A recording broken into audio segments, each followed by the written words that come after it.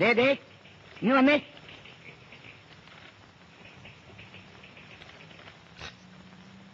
തമ്പുരാക്കന്മാരെന്നും ലേറ്റായിട്ടേ വരുള്ളൂ അല്ലേ?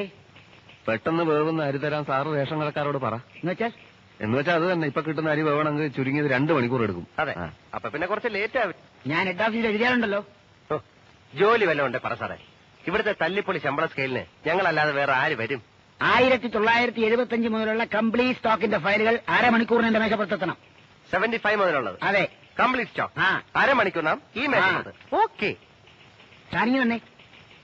താൻ പോടൂ. താനിഞ്ഞു വരാൻ. ഇതാരെ താൻ പോടൂ. ഷെയർ ഹോൾഡേഴ്സിനുള്ള റിപ്പോർട്ടെല്ലാം കവറിലാക്കിയില്ലേ?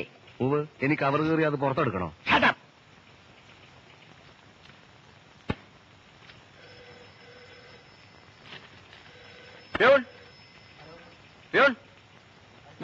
ഓ, ഒരു ചായ വാങ്ങിച്ചോണ്ടോ. വേഗം വേണം സാർ. 1975 മുതലുള്ള സ്റ്റോക്ക് ഫയലുകൾ അരമണിക്കൂറിനകം ഞാൻ ഹെഡ് ക്ലാർക്കിന്റെ മേശപ്പുറത്ത് എത്തിക്കണം. എത്തിച്ചോ. ചായ കൊണ്ടുവരാൻ 5 മിനിറ്റ് പോരെ? മതി. പക്ഷെ ഇപ്പൊ പറ്റില്ല സാർ. പറ്റുന്നില്ല സാർ. മര്യാദയ്ക്ക് ചായ വാങ്ങിച്ചോണ്ടാണ് പറഞ്ഞത്. സാർ എന്നെ വരട്ടാൻ തുടങ്ങിയിട്ട് കുറെ നാളായി. സാർ ഒരു കാര്യം ഓർമ്മിക്കണം. ഞാൻ ബികോം ഫസ്റ്റ് ക്ലാസ് പാസ്സായ ഒരാളാണ്.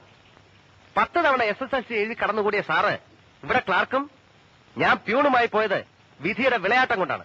ഒരിക്കലും ഒരു SSLC കാരൻ ഒരു ഡിഗ്രിക്കാരനെ വേദനിപ്പിക്കരുത്. ചായ വാങ്ങിച്ചുകൊണ്ട് തരാൻ പറ്റില്ല സാർ. സോറി.